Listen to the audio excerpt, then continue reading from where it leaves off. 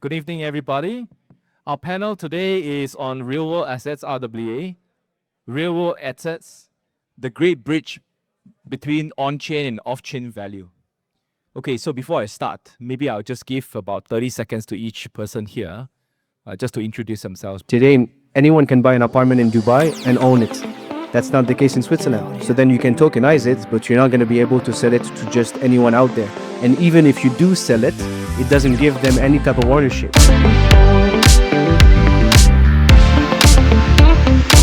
It has always been about the trust, and education-wise, regulation was always available, and the technology has always been available. So the human factor is the one that has been a deterrent for us to move faster.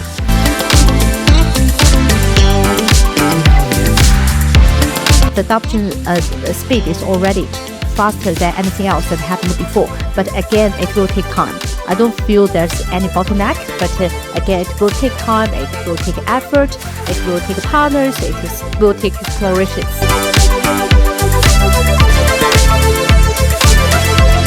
I think a lot of people think RWAs are always security tokens, and they're not. There's a lot of ways that you can issue an RWA token that's not regulated, and then you automatically have a lot more possibilities.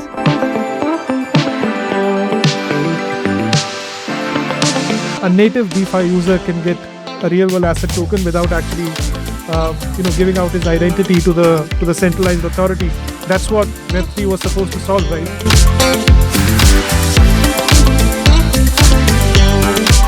If tokenized assets were animals in a zoo, real estate might be the elephant, stablecoins the horse, art the peacock. Which animal would your project be and why?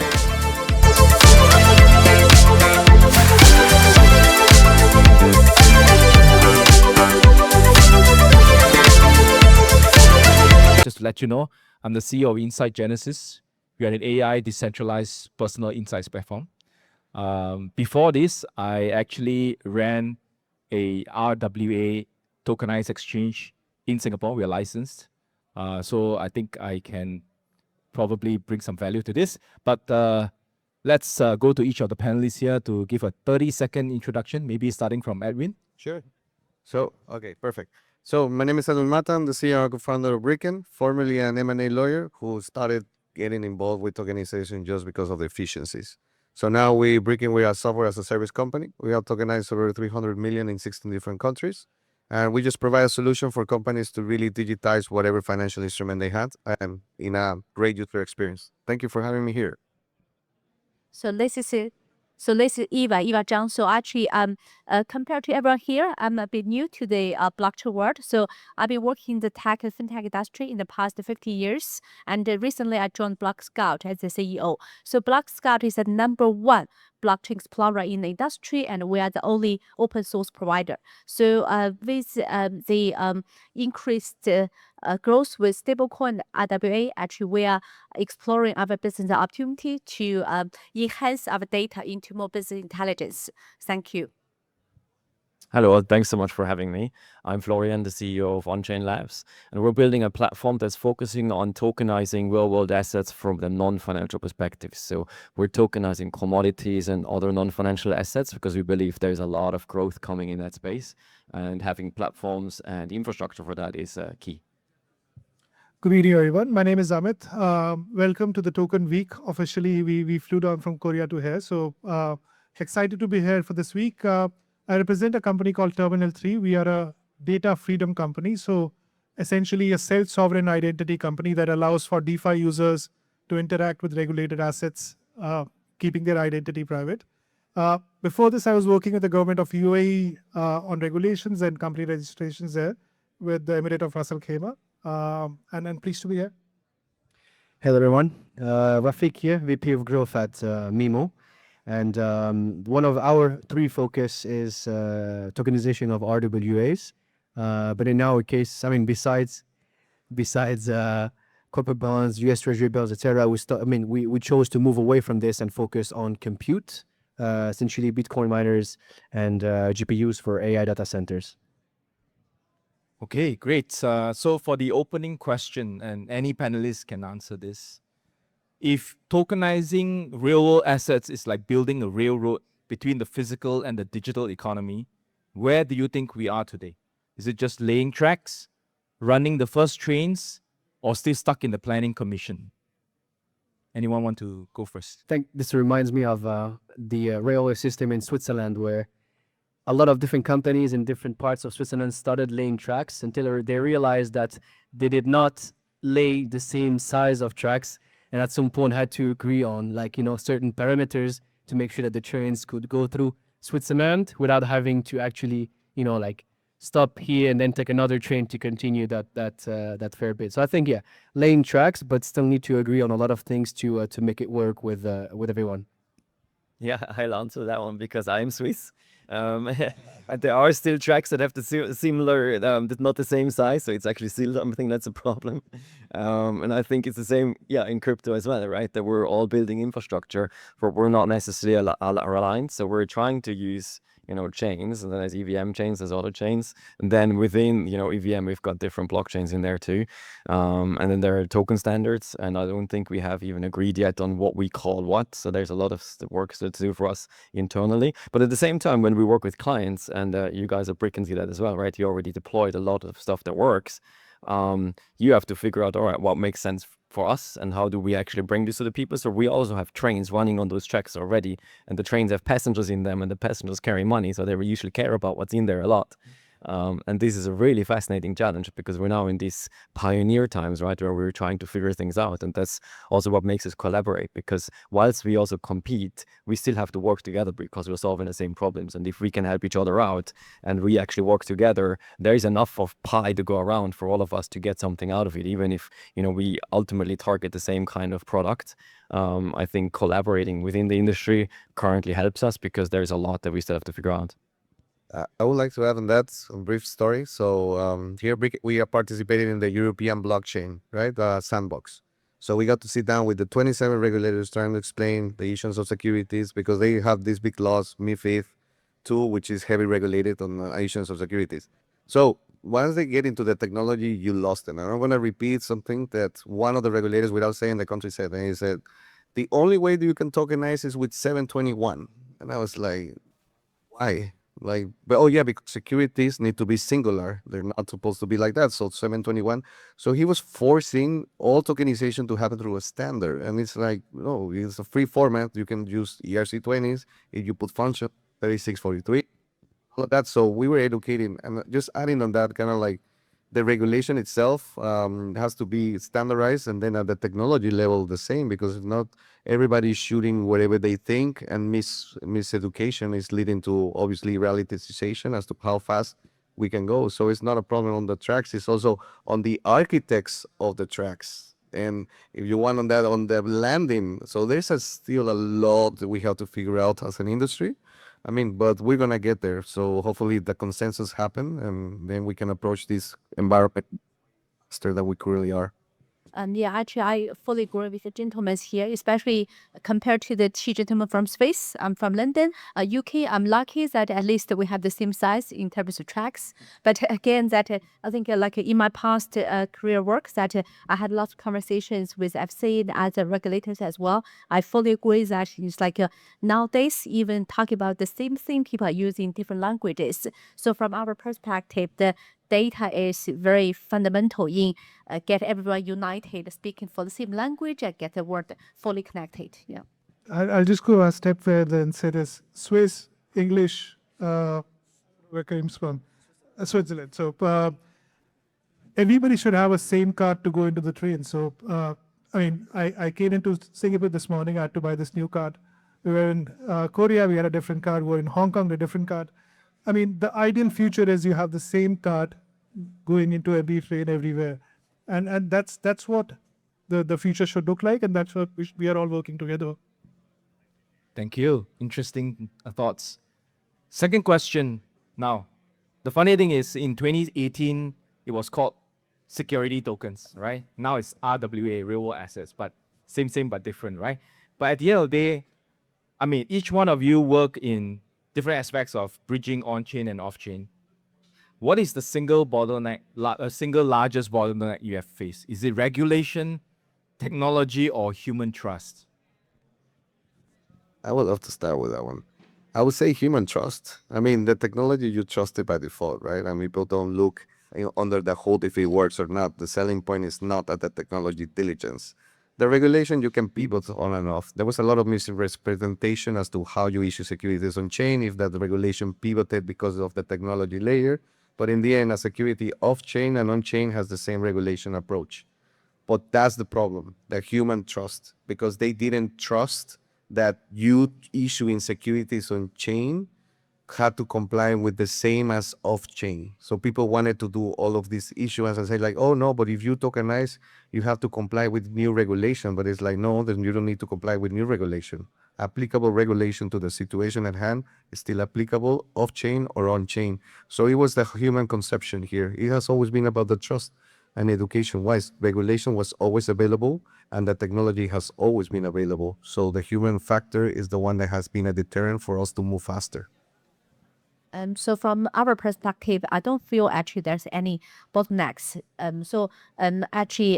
Instead that I feel that same as any new industries, new technology, there's always a process of adoption. So I feel that with regarding to the blockchain world, compared to other technologies, the adoption speed is already faster than anything else that happened before. But again, it will take time. I don't feel there's any bottleneck, but again, it will take time, it will take effort, it will take partners, will take explorations.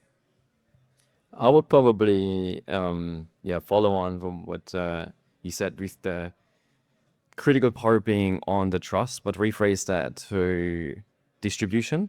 Because one thing we've done a lot of research on is how do you actually get, the RWAs beyond Web3? Because within Web3 we can solve it. Obviously, legal we can solve. That's a matter of figuring out your jurisdiction, figuring out what it is that you're selling, and then following the rules. But then solving the trust issue, which follows on with distribution, there you have to figure out how do we actually make this easy. And surprisingly, in crypto, still a lot of stuff is really hard. We know how to use MetaMask. A lot of people out there that walking around looking at the flowers they don't, they've never used MetaMask. And if you want to tokenize a building and get people access to the yield of the building, they're not going to do that with MetaMask. And this is, I think, where a lot of the innovation still has to happen and where we can unbottleneck the situation. Check. Perfect. So I'd say that there are problems in all three layers: regulations, tech, and trust. We look at banking regulations across the globe, and there's a standard, and there are standard deviations from that particular standard. What I'm trying to imply here is that the global banking regulations are set, and I've reached a stage where Singapore might be slightly different to what US is, to what Europe is, but it's not like left and right. Similarly, if you look at the tech side of things, somebody is building on Cosmos, somebody is building on Base, somebody is building on Solana, and they don't know how to talk to each other. So the tech needs to have, as Florian said, the tech needs to talk to each other very easily, and the distribution will happen automatically. And finally, the trust layer is effectively how do users who are natively DeFi users, who want to kind of talk to regulated assets, which need the users to showcase their KYC, KYB. How do these two guys kind of come to the same ground so that a native DeFi user can get a real world asset token without actually, giving out his identity to the centralized authority? That's what Web3 was supposed to solve, right? So I think there needs to be work done on each three of them, and we have solution. It's just that how do we bring these solutions together?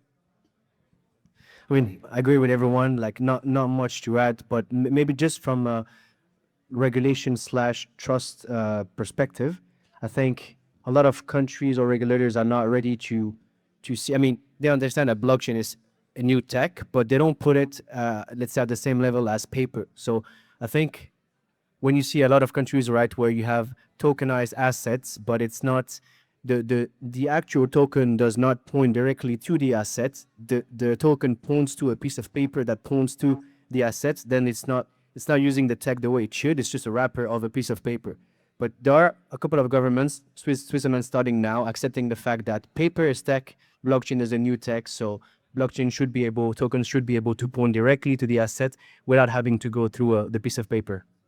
I just want to add something for a second, because I think a lot of people think RWAs are always security tokens, and they're not. There's a lot of ways that you can issue an RWA token that's not regulated, and then you automatically have a lot more possibilities. Cool. Thank you for the views. Since Blockscout provides transparency tools, do you think RWA adoption will succeed if the average user can't see or can't actually see or understand the assets on chain? The simple answer is no. So again, like I think no matter it's RWA or stablecoin or any other transactions that happened on chain in the blockchain world, that data is always in the center of attention. It's a fundamental part of the technologies that no matter it is for the users themselves or even for the regulators to provide a good set of data for them to monitor transactions. And nowadays, like lots of regulators are talking about the travel rules, they're talking about different KYC, KYBs. So I think all of them has to rely on the data to be the fundamental input for all of this compliance framework. So yeah, so from a Blockscout perspective, that we feel data is really important. Thank you. So just to pick up on the point that Rafik and Florian, you guys were talking about just now, the tokens being pointing to a legal wrapper or things like that. So, I mean, this question probably directed to Edwin. So tokenization of assets, like real world assets, right? I mean, you cannot point directly to the real estate itself because there has to be an ownership. So when you buy and sell some of these tokens, how do you shift the ownership if it's not through a legal wrapper? So the question is, it sounds interesting, and some people say that it's just Excel on blockchain. So how do you prove that this is just more than fancy record keeping because it's just pointing to a ledger? Okay, so that's a very good question, actually. There's different types of tokenization as well established. So, for example, now in the UAE, you have property tokenization. So you can have co-ownership register. So that's literally a tokenization directly pointed to the assets. Where we specialize in the financial instrument. So the financial instrument by default is still a paper. So now you digitize that paper. It doesn't have to exist offline, but the parameters and functions of how that becomes a tradable financial instrument are coded. That can be done, right? So it's kind of like just an upgrade. And we have to think about it kind of like paper to DocuSign to now token version, but the legal parameters stay the same and they're valid. The execution of a signature of a contract makes it a valid contract because there's consent, object, and cost. So now, if we consider that the transactions of a token represent a contract, then we can establish that whatever happens in the parties, in the KYC, there are parties known, so you're still complying with how the transactions happen. So in reality, what we are accomplishing is bringing the financial terms on chain, making the execution viable between known parties, KYC, KYB. Then the cost is the object of that transaction, so the fulfillment of the payment, the liquidation, the land, the equity of whatnot. So in reality, we are really embedding financial instruments on chain and they're being executionable. So by all means, we are digitizing paper contracts, not longer into a DocuSign format, but now on the token. So sorry if I diverge a little bit, but I wanted to really go into the foundation that tokenization of asset directly pointed to the asset, it's doable if the government has public registries about it, kind of like UAE. And in the rest, financial instruments embedded on chain, it's doable. You don't point to the paper. It's just that the paper got wrapped or became code itself. So it's now a function of the chain. Thanks, Edwin. Florian, probably the same question. What's been the most surprising cultural or legal challenge when turning bricks into tokens? From a cultural perspective, I think the interesting part is that there is a lot of interest out there from non-tech people to explore tokenization, because smart business people realize that there is something new here. And to just follow on what you just said before, it's not just record keeping, but you're actually optimizing system processes that previously were done in different ways. And so anyone who runs a business understands that this is the next evolution of digitization, right? So we've done digitization where we've gone from paper and fax to computers, and now we're going from computers to a blockchain, which obviously still computers, but it operates fundamentally differently because it's based on a trusted network that's interoperable. And interoperability is key, especially in the real world asset tokenization space, because we need to work together and we need to have multiple parties that trust each other. And so from a business perspective, not just Web3 companies, but also Web2 companies realize that there is something there. And now it's up to us to help them to understand what's possible, what's actually more efficient, how can they optimize their business models and also create new businesses out of that. And I think that's what all of us up here are currently working on, and that's what's so exciting about this industry. From a legal perspective, what surprised me was probably more the fact that it's not that hard. Initially, when we started, we thought, whoa, this is, legal is complicated, combining the blockchain with government frameworks and financial regulations. But once you dig your head into it and you realize what's there or not there, because sometimes there is nothing there and you just have to figure out how to deal with that, it's really not that hard. I think the legal side is solvable. What's much harder to solve is distribution and getting it out there so people can understand it. Thanks, Florian. To Amit and Rafik, how do you balance building innovative DeFi integrations for real-world assets while ensuring you are not accidentally recreating the same flaws of traditional finance?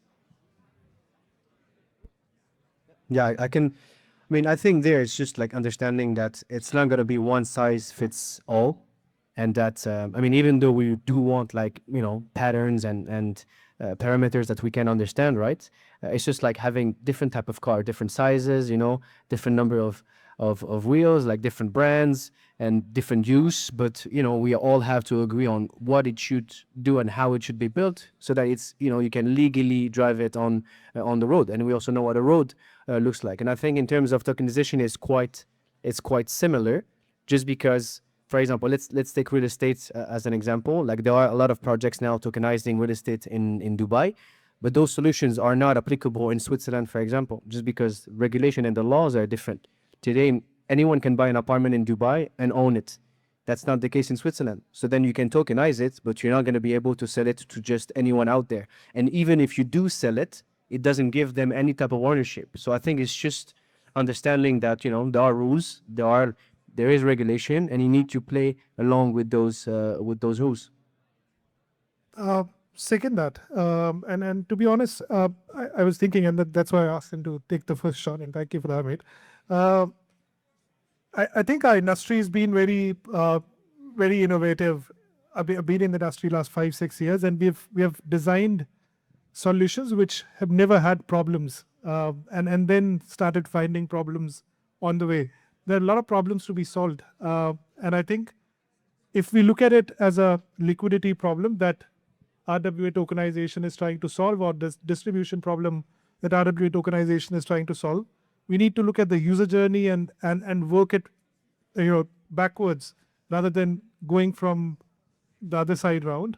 The idea should be, how do we create a user journey that allows for users to buy these tokens, sell these tokens, create retail markets, secondary markets, and work the way backwards. That's what I'd say on this topic. Thank you.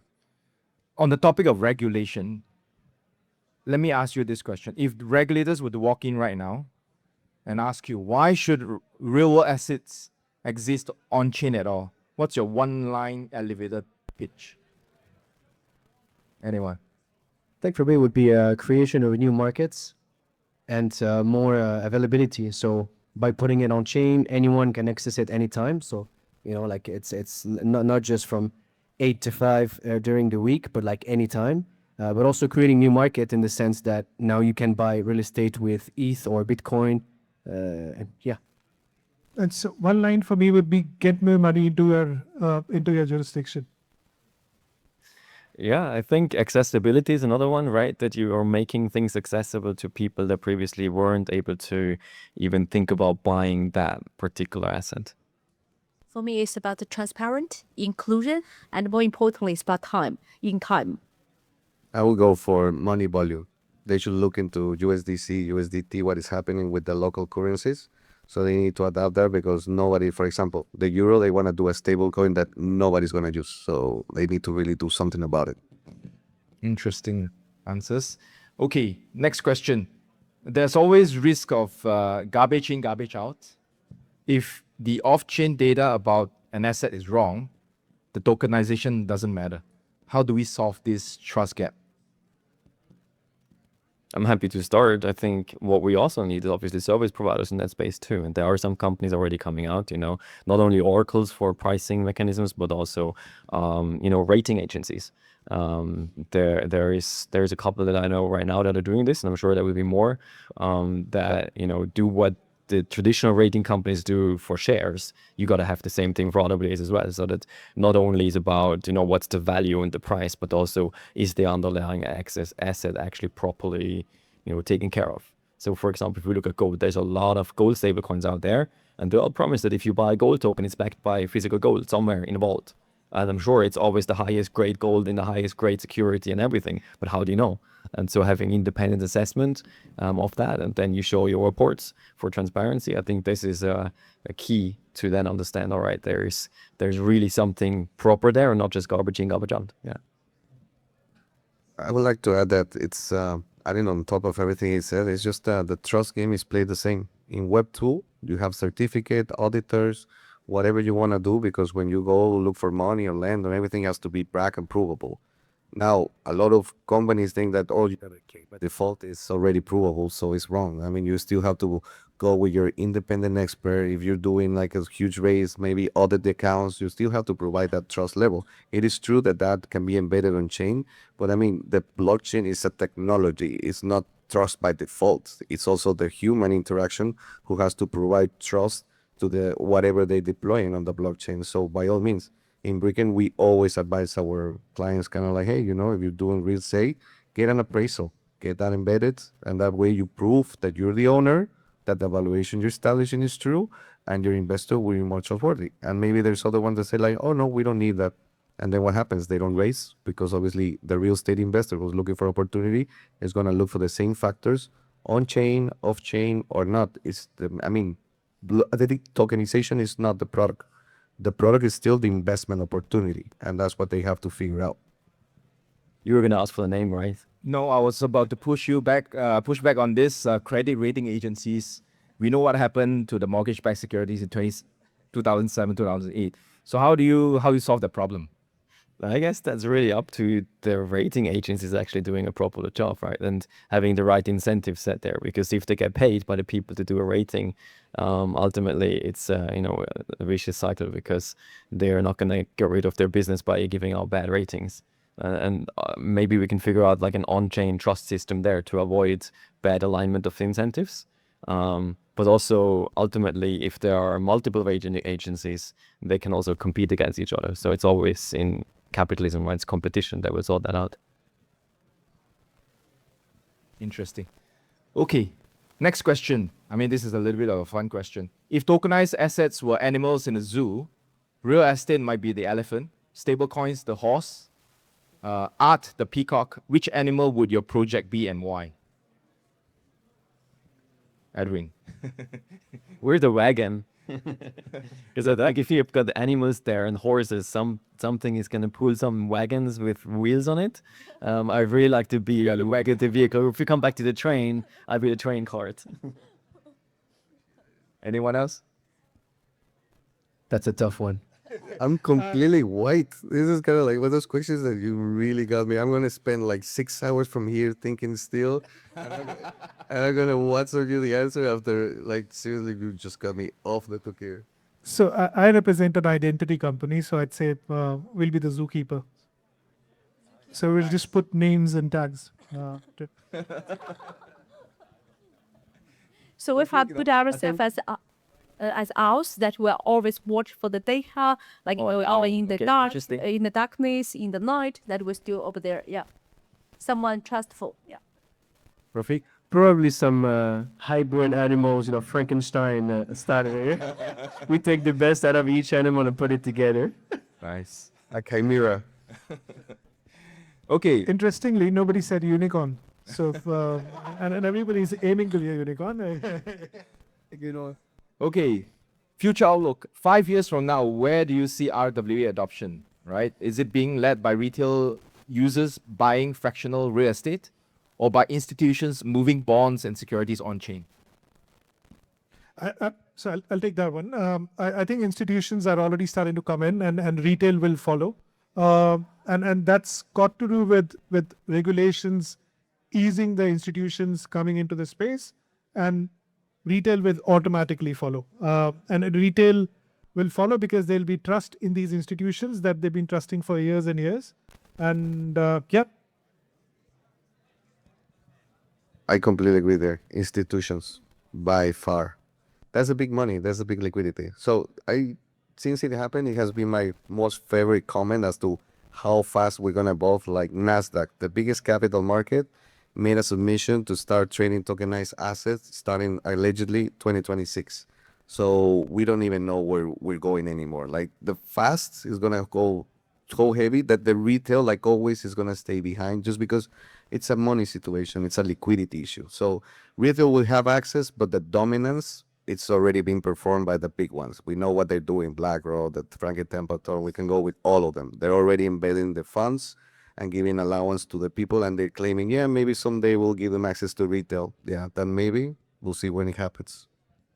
I'd probably also say it's a bit of a matter of volumes versus perception, because obviously the volumes are with institutions, completely agree. But if it comes to the headlines and the perception in the public of what you can do and what's possible, I think retail will lead there, because that's what people will feel when they go online and they want to buy something. We don't see what BlackRock is doing and, the volumes that are flowing there, other than, a few of us who look at the charts, but most people don't. And so when it comes to, in 5 years' time, what's driving the industry, I think it would be a lot on the intersection of Web2 companies working with companies like us to implement our technology and then bringing that to retail, because that's what's visible. And then there is a lot in the background that just drives the volume. So it really depends on the perspective. Yeah, agree with, how Florian summarized what everybody said. So yeah. So, do you think RWA will be the killer app that finally makes crypto mainstream, or will it just exist in the background? so Just like plumbing. I was just talking to you before the panel. So I think this is my third back-to-back at Token, and every year there's a narrative, right? And if I remember correctly, the last year narrative was last year was NFTs. Last year I think it was meme coins, if I'm not wrong. Fun, yeah. And this year is stable coins and RWAs. I think we'll be here at CoinFerenceX next year, and we'll be talking about if NFTs are back, or if meme coins are back, or if there's a layer one that's popping up again. So right now it looks like institutions are leaning very heavily on stable coins and RWAs, and we just hope that this is the door that opens up global regulations and allows the industry to come and become more mainstream. So yeah. I think for the industry to become popular than how it is today, that one killer app is not enough. So probably, as you said, that every year there need to be something that people feel like they need to embrace this new world, and it's repeat for a couple times, and then everyone get this into the life. Yeah, There must be a liquidity exit, right? good idea. Okay. Last question. If you were to predict which asset class will be the true success story of tokenization, which everyone will talk about in 2030? 2030. 2030, yeah. I would say credit and debt. The whole world runs on debt. You buy country debt, you buy corporate bonds, people ask for loans, mortgage is debt. So every format of debt on tokenization is going to be still thriving like it does in Web2. Yeah, I agree with that. I think especially if you can do more, lending and borrowing activities on chain, because these will just be built-in mechanism. That would be a huge, huge market. Also, it will automate a lot. It will make things easier, even if you're just like buying a house. If all the assets are more connected and you can get access to debt through on-chain activities, we'll probably not be talking about it in the sense that it's very exciting, but it's the back-end infrastructure, right? And I think that's really what we're trying to do here. We're trying to build infrastructure that ultimately the people that use it don't need to feel. We want to make it possible for things to just be smooth and fast. But yeah, that's why the volumes will be in the spaces that people actually need and use. How about the rest? No one talk about gold? No? I was gonna say, like, probably first one, definitely debt. and then of course like stocks and commodities will come after. But I think the easiest bet, if we have to mention something that would be there in 5 years, I think that is definitely in pole position. Yeah. I think the experts have added everything that I wanted to say, so nothing much to add here. On a fun side, if you could tokenize the zoo, that'd be interesting. And then we could hold pets, pieces of pets as tokens. Cool. Thank you very much, the panelists. Please give a round of applause to all our panelists here. I think that was extremely interesting and insightful responses from them. Thank you very much. That's all we have today. Thank you. Thank you.